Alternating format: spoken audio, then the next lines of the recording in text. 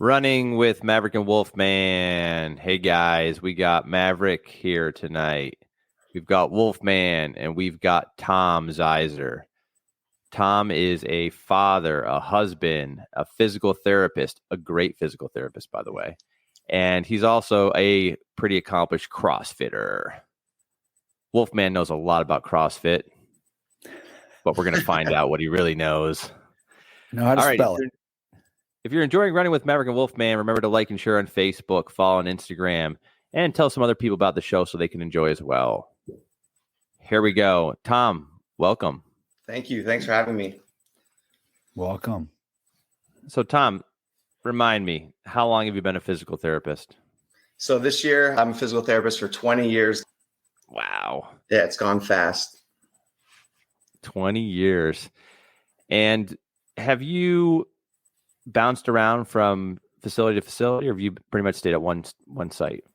Yeah, so I've been with Good Shepherd all 20 years of my career, but I've been at several different locations. So within the last 2 years now, I moved to our Kutztown site, kind of over by the Kutztown University. Sweet.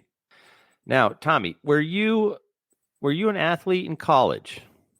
So I was an athlete all throughout like younger ages. In college, if you count golf as an athlete, yes, I was an athlete in college. Did a lot of the rec sports that we had at Misericordia, but golf would be the only one that was actually on a team.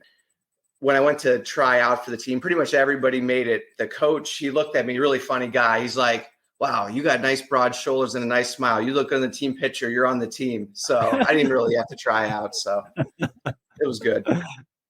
Yeah, your wife probably said the same thing too, right? Yeah, maybe.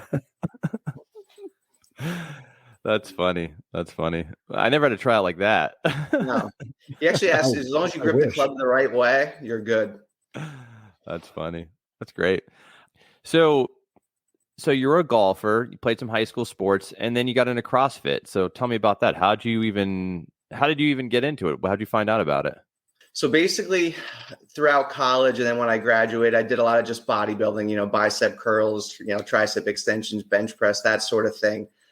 During that time, I also got into like obstacle course racing. I did, I think, 3 Tough Mudders, a Spartan race. And there was one guy at my gym who started doing CrossFit, and he's like, "Hey, you got to come try out this class one time." And just like every pretty much CrossFitter you talk to, pretty much was hooked after the first class that I did. It was over 10 years ago, and I still remember the first workout I did. It was called Kelly. I think it was 15 wall. It was run a lap, 15 wall balls, 15 box squats. I think 5 rounds. So you did that 5 separate times. And I was hooked because back when it started, you have a whiteboard and all your times would be posted. So it was kind of a way to keep the competition going from being an athlete in high school. But when I first started, I just did CrossFit maybe 2 days a week and stuck with the bodybuilding. And then probably about a year into it, I went CrossFit full time. And what does that mean, CrossFit full time? How many days? So I no longer belonged to a separate gym and did like the bicep curls, the bench press. I just strictly did CrossFit 5 days a week. At the time, the gym, it was called CrossFit Honor. Since then, it's been renamed and has different owners, but that's where I started. So a lot of the people that I encountered over the years that do CrossFit tend to bulk up a bit. Have you bulked up since you started? Yeah, I think when I first started CrossFit, I probably weighed somewhere about 160, 165. And then at my max, I probably got up to about 187, currently at about like 178. So a lot depends kind of where you're at in the season. So a lot of times like winter's kind of like your bulking season and stuff, but I think like my best weight where I like to be is about 175, 180. I think obviously when you have more mass, you move more mass, and that's always nice. Your numbers tend to go up, but then with CrossFit, you have a lot of gymnastic movements, and then those tend to suffer a little bit more and become a lot more challenging. Yeah. I think I saw you on Instagram walking on your hands. Yeah. Yep. I can walk on my hands. I can every once in a while I'll try some different obstacles walking on your hands. Those are a little bit more challenging, but I've already walked. My best was 80 feet on my hands. I can pretty much consistently do somewhere between 30 and 50 feet every time. If I come down to Good Shepherd as a patient, mm-hmm. would you be willing to treat me walking on your hands? Sure. I actually have a competition right now. I'm treating a gymnast in their final day. We're having a race. So, oh, that's funny. That's great. So you're hooked on CrossFit, and there's a lot of components to CrossFit, right? So how much like running, is it mostly like sprints? Do you do any distance workouts? Like, what do you do with the running component of it? Yeah. So the big thing with CrossFit is that it's varied. So at the CrossFit Games, they've already had, a 5K was one of the events. As far as like what I get programmed right now, we have what's called like an air runner. I don't know if you've ever seen one of those. It's basically a treadmill, but it's self-motorized. There's no motor in it. And man, does that thing ignite your hamstrings and your calf because you're working different muscle groups. So, I mean, it could be anything. A lot of times maybe able to do like run a 400, come in, lift the barbell, do some gymnastic movements, then do that same, cycle 5-6 times. Once again, occasionally it'll be like, hey, your day here today is a 5K. Get at your best time. Usually it's more in kind of like the 400 to 800 meter range. I'm trying to think if they did. I know they've never done at the CrossFit Games a marathon or even a half marathon. They've done a full marathon row. So got it. 26 on the rower. And that was pretty brutal to watch. But as far as what I get, usually it's either run around the building to measure it at roughly about 400 meters. So it'll be like run a lap, come in, do something, or run 2 laps, come in and do something. Occasionally, the higher level CrossFitters. And when I was training for this one event on my active recovery day. So if I did like 5 days of CrossFit, I'd have a sick day, just like to go for, a 2-mile run, a 3-mile run, that sort of thing. Right. But yeah, running is definitely a part of CrossFit. So have you jumped into a Tough Mudder since you started the CrossFit? Yes. So how did that go? I did a Spartan about maybe 6 months into CrossFit. And then I think I did one more Tough Mudder about 2 years after that. And then I haven't really done any since. But one of the good things about CrossFit, you kind of keep your endurance. So, like I might not have run a 5K, and I'm not saying I would do a great time, but I could probably go out there and run one now, keeping at least like maybe an 8-minute to 9-minute pace somewhere in there. Nothing great anymore, but back in the day, I used to be able to do much better. But now, Wolfman just got done with this crazy dopey challenge. I saw that. I want to hear about this. So, Wolfman, you've never done a Tough Mudder or a Spartan, have you? No. I've been asked to do those things, and I don't have a desire to. You know what I mean? Like, but everybody has their own thing, and obstacles are not mine. Where you live, you're pretty much doing obstacles when you run anyway. Yeah. Not quite. But no, just obstacles were never my, I think it'd be fun, don't get me wrong, but I just don't really have the desire to. Yeah, the best part about those are doing it. If you get a bunch of people to do it as a team, usually we ran maybe 8 to 10 people deep. So that made it fun, like helping everybody get up over the obstacles and different things. Both times, well, the one time I did it, it was about 95 degrees. The other 2 times was in the Poconos. It was probably about 32 degrees, and it was so cold. And they always have that ice plunge you have to go through. Those days were brutal. They were pretty rough. Is that the one on Blue Mountain or something like that? They do a Spartan there in July, which is supposed to be one of the hardest courses there are. That's what I've heard. But, the one Pocono Raceway at the racetrack there. So, Wolfman, how are you feeling since you are recovering from dopey? Not too bad. I took 2 days off. One day just because we were traveling. The second day, the weather was bad here, so I decided that, I probably shouldn't chance injury because I'm probably not going to respond very quick if I hit ice. But I ran the last couple of days. I ran 3 miles with my buddy tonight. We went up a pretty gruesome hill, and I tell him every time I don't like him when he suggests that hill. So, but we did it. My hammies were on fire, but not bad. You ran 4 races and took 2 days off. Yeah. What doctor is suggesting that? I call myself the run doctor, so I suggested it. The Wolfman prescription. Yeah. Motion is lotion. Get moving. Motion is lotion. I like it.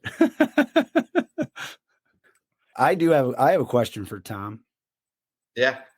to anybody listening that might want to start CrossFit, what advice would you give them? Because it's challenging from what I understand, and anything challenging, you could hurt yourself. Right. Really starting any physical activity. So what advice would you give somebody that wants to start that they could do it safely and enjoy it? Yeah. So, I mean, first and foremost, I would encourage anybody to do CrossFit. I remember my first day sitting out in the parking lot waiting for that guy to show up, and I was so nervous to go in. And I was in pretty decent shape at the time. I was a runner, a lifter, and so forth.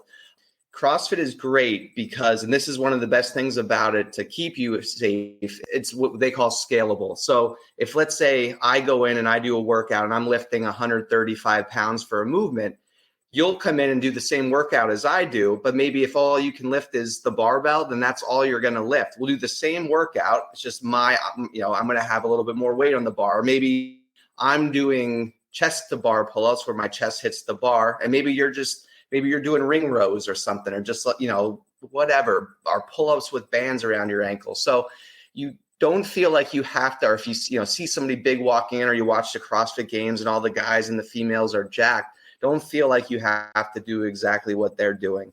So that's a big thing. Like, don't have an ego. That's how people get hurt, is they kind of try to lift more than they should, or they're doing movements that they shouldn't do. And then this is the second part, is definitely find a gym that has a good coach. Where I go, the coaches are great. They're always watching. They're always giving techniques. So if you're doing a movement wrong, that's really where an injury happens. Like the deadlift itself is a really, in theory, a safe movement. But if you're doing it improperly or with the improper weight, that's where usually the injury is gonna occur. So yeah, don't be afraid to do it. Don't have an ego, and then go to a place where there's good, solid coaching. That's definitely an important part of it. Awesome. I think all in all, though, I mean, I love it for a modality for exercise because it just hits so many different, you get the strength, you get the gymnastics, so you're good at body weight movement, you get the endurance with the running, the bike, Olympic lifts, that's definitely a great explosive strength component. So there's so much variety with it. And that's kind of what drew me in. I mean, it sounds like it's got that theory of that muscle confusion, which I think is very effective personally. Yep.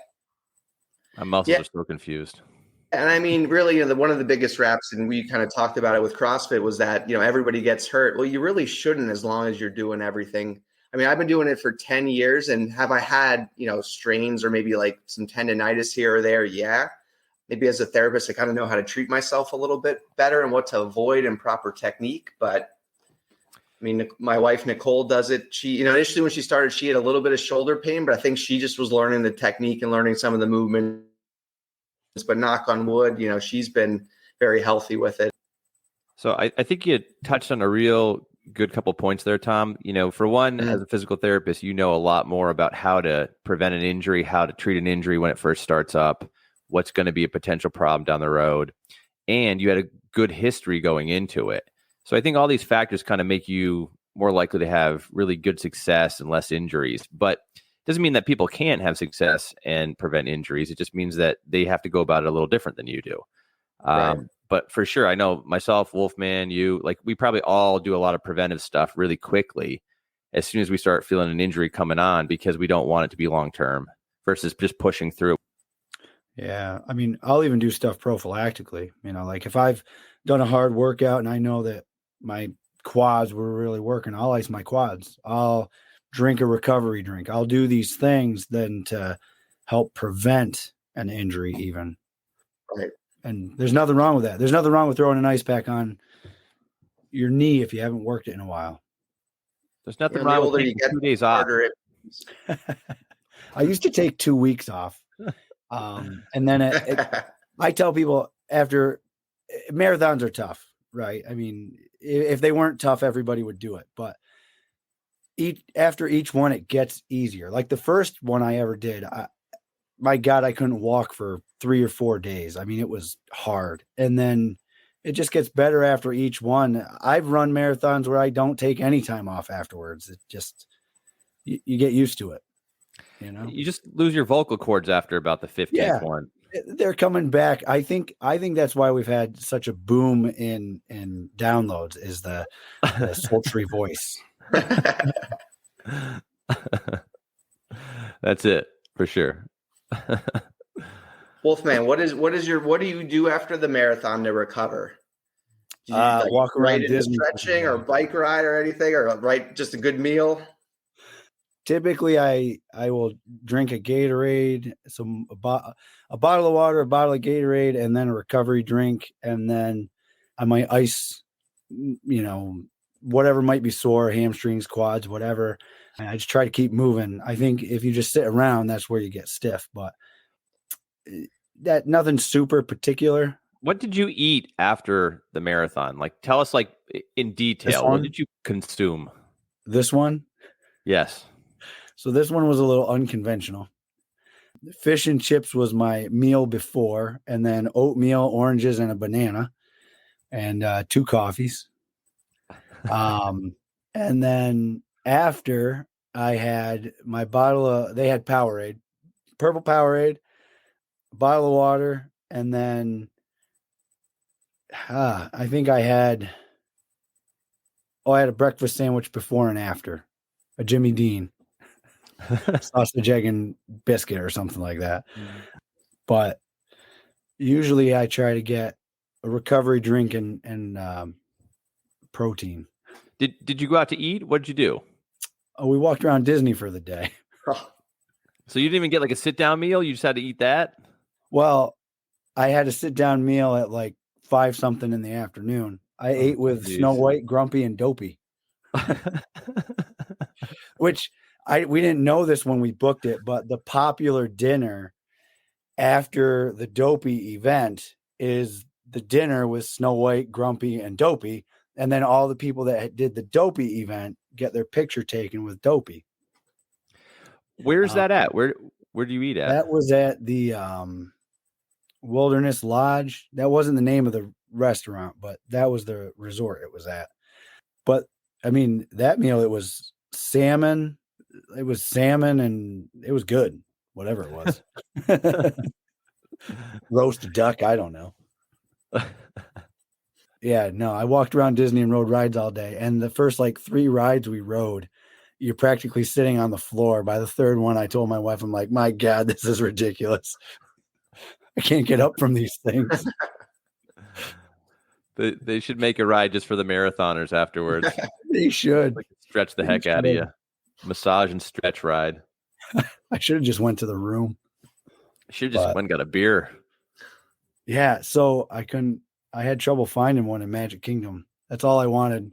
I told my wife, I don't know what mile I was at. I don't know why. But at one point during the marathon, I was like, I just really want a Guinness right now. And she says to me, I don't know that. She said, first off, I would never do a marathon. Secondly, I don't know that at any point during it, my thought would be, I need a Guinness.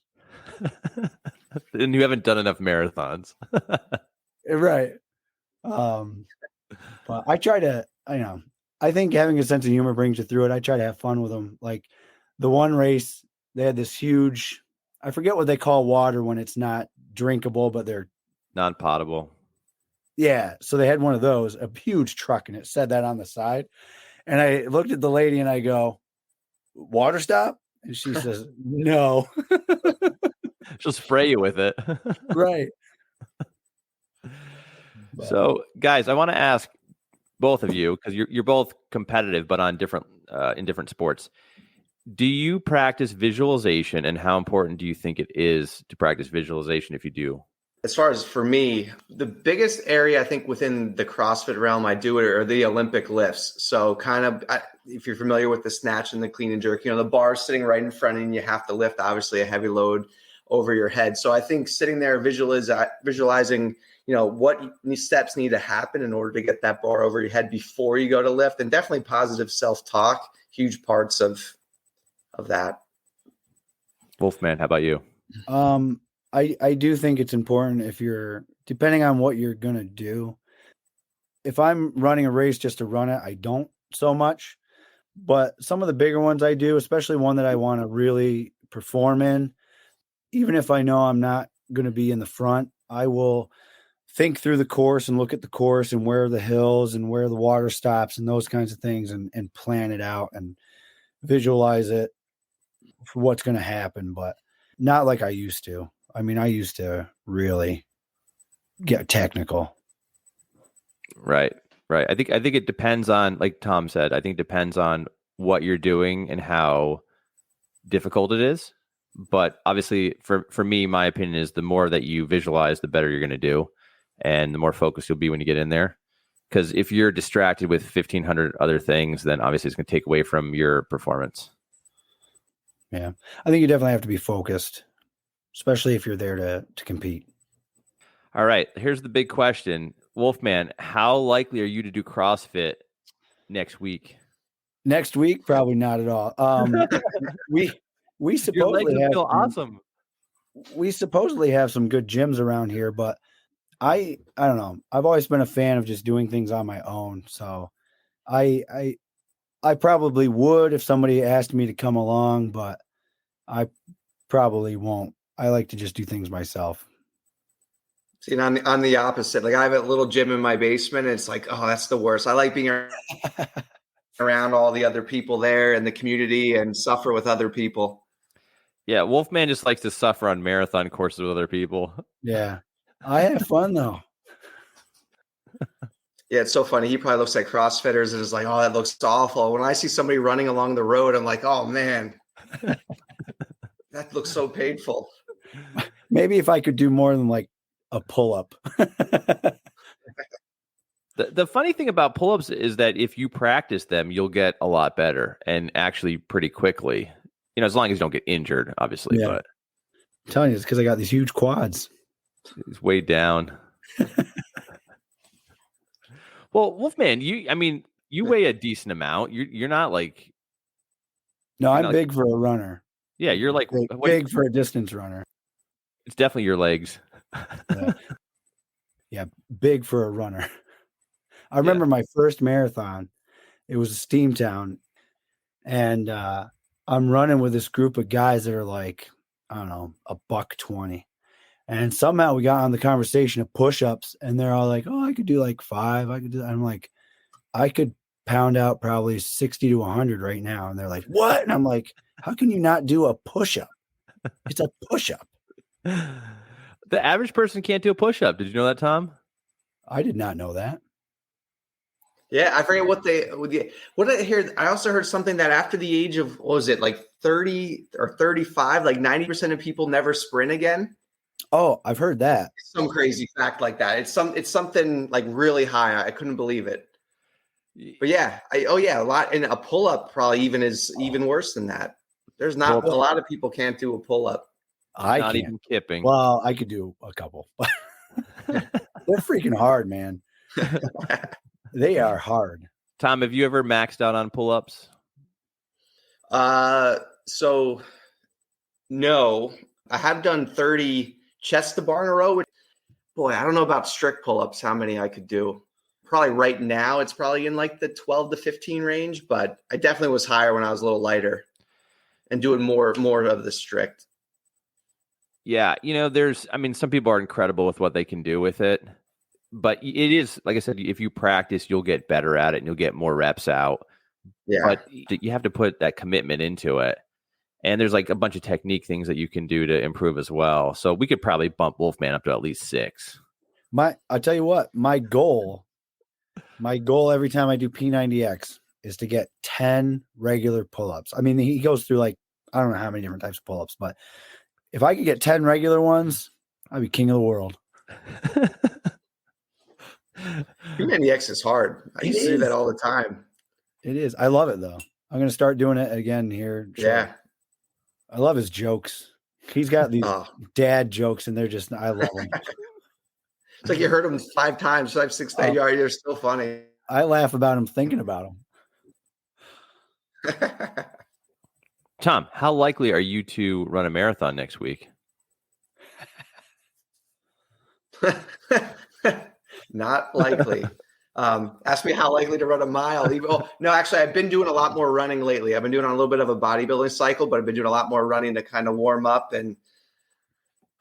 But you just got to keep at it. Definitely, if I don't run for a while, that mile is tough. And then gradually see if I stick with it, it gets easier and easier. But especially this time of year, I don't do as much running as I do come summertime. I try to, where I probably get my most running is whenever we go on vacation.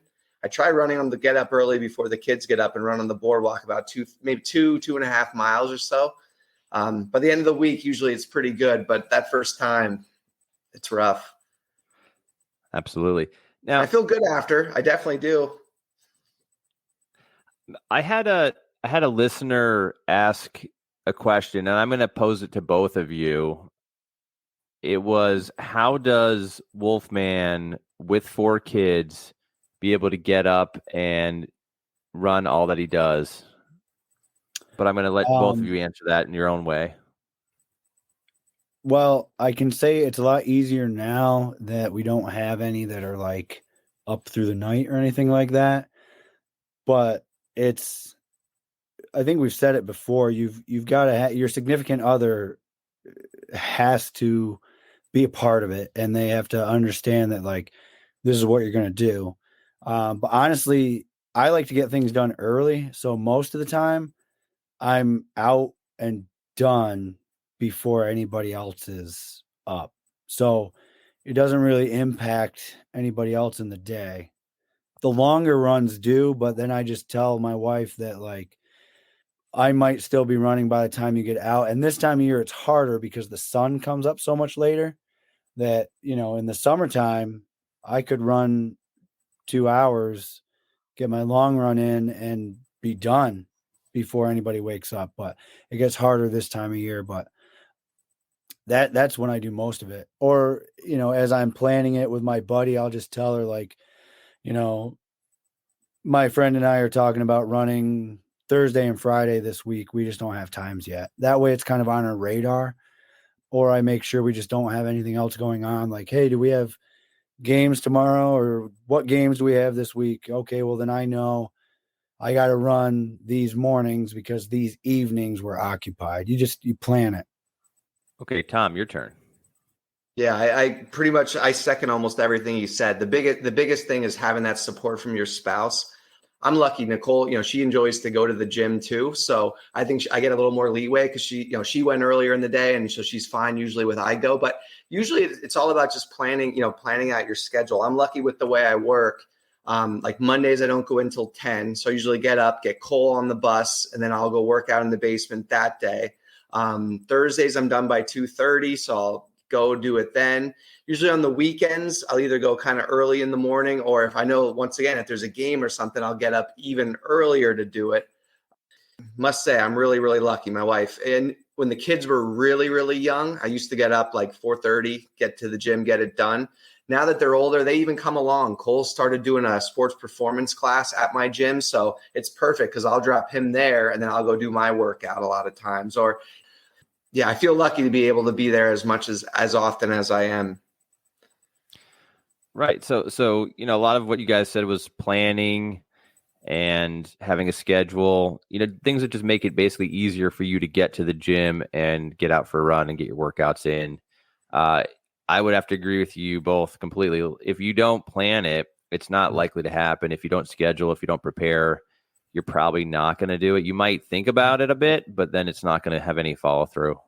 Mm-hmm. Yeah, definitely. I think Wolfman would probably agree with me, but I think one of the biggest things is exposing your kids to working out at an early age. Instill that in them, that it's a good thing to do. At first I used to feel kind of selfish going. And then as it kind of moved on, I'm like, no, one, I'm going to be healthier, be able to play with them. Like I'll go play basketball with Cole. I'll throw football with him, whatever. And I want them to be, when they get older, like, oh yeah, I want to go to the gym. I want to be healthy. I want to go for a run, whatever it may be. As long as it's not impacting your life completely, if you're going to the gym for 4 or 5 hours every evening or something like that, you don't see anybody. I mean, obviously that's going to be a hard stressor on the family. So if you're doing something like that, you better be bringing in money with it. Otherwise, that's too much. But if you're going for an hour or something like that, that's reasonable. And like you said, your spouse can go at a different time.